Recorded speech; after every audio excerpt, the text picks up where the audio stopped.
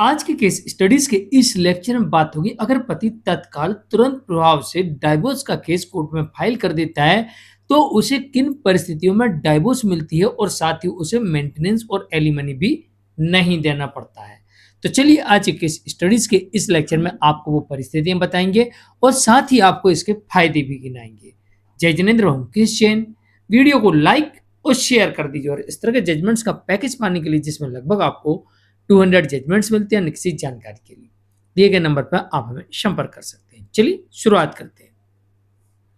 Number 1, अगर पति के पास में ऐसा कोई प्रमाण है जिससे कोर्ट में यह साबित कर सकता है कि पत्नी ने उसके या उसके परिवार की हत्या करने का षड्यंत्र रचा या प्रयास किया, या पति और उसके परिवार को फंसाने के लिए सुसाइड करने का प्रयत्न किया, वो भी बिना किसी कारण के, जहां पर पति और उसके परिवार वालों की कोई गलती नहीं है। तो ऐसी परिस्थिति में अगर इनके पास कोई सबूत है तो ये सबूत लेकर तत्काल आप डाइवोर्स के लिए केस फाइल कर सकते हैं और यहां पर आपको डिवोर्स ही मिल सकता है और यहां पर हो सकता है कि पत्नी को कोर्ट कुछ ना दे और आपका ऊपर बाकी के केसेस भी ना आए, ऐसा भी हो सकता है। नंबर 2, अगर आपकी पत्नी आपके ऊपर दबाव बनाती है कि आप उसके साथ उसके मायके में जाकर रहिए और आप उसके साथ उसके मायके में नहीं रहना चाहते हैं, तो वो आपको डराती है, धमकाती है, ब्लैकमेल करती है, बर्बाद करने की धमकी देती है, जेल भिजवाने की धमकी देती है। अगर ऐसा कोई प्रमाण है कि आपके ऊपर जबरन दबाव बनाया जा रहा है, आपको ब्लैकमेल किया जा रहा है कि आप उसके साथ उसके मायके में रहें, अन्यथा आपके लिए अच्छा नहीं होगा, तो इस सबूत के साथ भी आप डिवोर्स के लिए जा सकते हैं और ऐसा हो सकता है कि आपको बिना मेंटेनेंस और बिना एलिमनी की डिवोर्स मिल सकती है। नंबर 3, अगर आपके पास में कोई ऐसा सबूत है कि आपकी पत्नी का किसी के साथ अफेयर है, अडल्ट्री में है, लिव इन रिलेशनशिप में रह रही है या फिर रीमैरिज कर चुकी है, अगर कोई भी ऐसा प्रमाण है, इसके लिए ठोस सबूत होना आवश्यक है। अगर कोई भी आपके पास में ठोस सबूत है तो आप ऐसा प्रमाण लेकर तत्काल आप डाइवोर्स के लिए जा सकते हैं और यहां पर आपको डिवोर्स ही मिल जाएगा और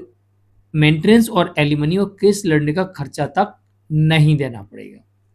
नंबर 4, आपके पास अगर कोई ऐसा सबूत है जिससे आप ये साबित कर सकते हैं कि आपकी पत्नी ने आपके साथ, आपके परिवार वालों के साथ मारपीट की है, तोड़फोड़ की है, दबंगई दिखाई है या मारपीट करवाई है या फिर आपके ऊपर हत्या का प्रयास किया है, हमला किया है या करवाया है, अगर ऐसा कोई प्रमाण है तो आप इस प्रमाण के साथ भी आप डिवोर्स के लिए तत्काल प्रभाव से जा सकते हैं और ऐसा हो सकता है आपके केस में कि आपको डिवोर्स ही मिल जाएगी और आपको एक पैसा नहीं देना पड़ेगा। नंबर 5, कोई ऐसी गंभीर बीमारी थी पत्नी को पहले से, शादी के पहले से कोई गंभीर बीमारी थी और इसको छुपा के शादी की, तो वैसे भी शादी शून्य होती है, शून्य करवा सकते हैं इस शादी को, या आप डिवोर्स के लिए जा सकते हैं विथ एविडेंस कि शादी के पहले ये बीमारी थी, इसको छुपा के की है, ऐसी बीमारी लाइलाज है, ये ठीक नहीं हो सकती, या इस बीमारी की वजह से साथ नहीं रह सकते, या शारीरिक संबंध नहीं बना सकते,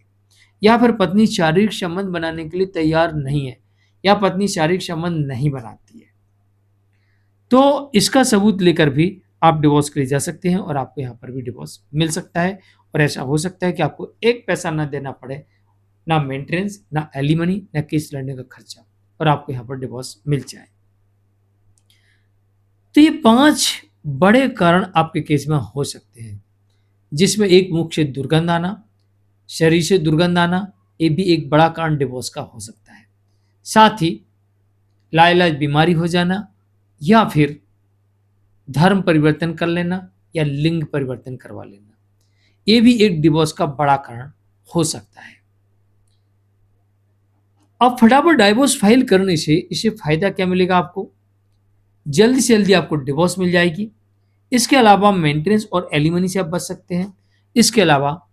पत्नी अगर राइट टू रेजिडेंस की डिमांड करे तो आपने सब कुछ प्रूव कर दिया है कि आपकी जान को खतरा है या आपको ब्लैकमेल किया जा रहा है, परेशान किया जा रहा है, तो यहाँ पर ऐसा हो सकता है कि कोर्ट राइट टू रेजिडेंस देने से भी इनकार कर दे और पत्नी जितने भी केसेस करे, अब पत्नी को साबित करने के लिए सबूत देना पड़ेंगे, अन्यथा कोर्ट ये मान के चलेगी कि पत्नी ही यहाँ पर गलत है, दोषी है, और ऐसी स्थिति में पत्नी के बाकी केसेस भी रद्द हो सकते हैं।